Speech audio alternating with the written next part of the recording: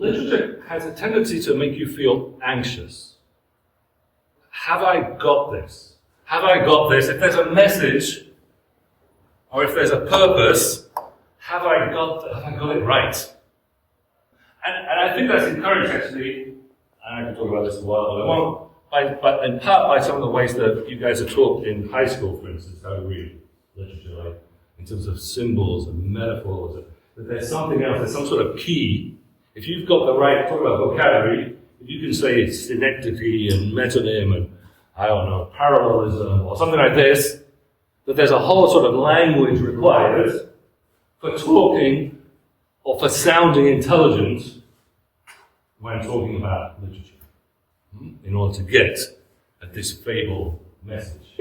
In this course, I do not want you to feel anxious. You may still feel anxious, okay?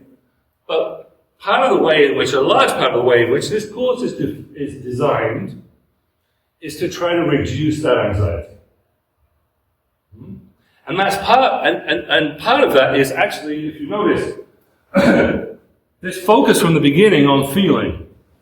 I'm actually, in this course, less interested in what literature means or the message that it may convey.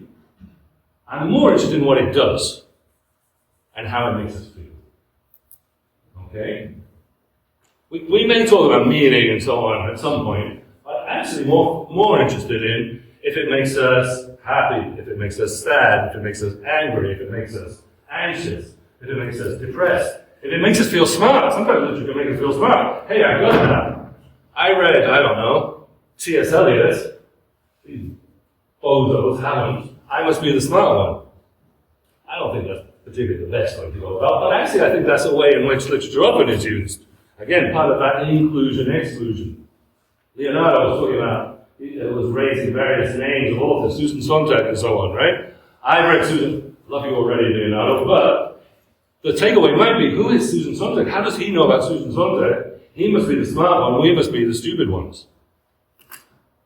Literature often seems to mark those kinds of divisions. So in this course, I want to get away from that. Okay? I'm interested in when you feel angry, when you feel bad, when you feel upset, when you feel happy too, when you think it's funny. So one of the ways in which I want to get away from those kind of anxieties is you're going to know your grade for this course at the end of this week.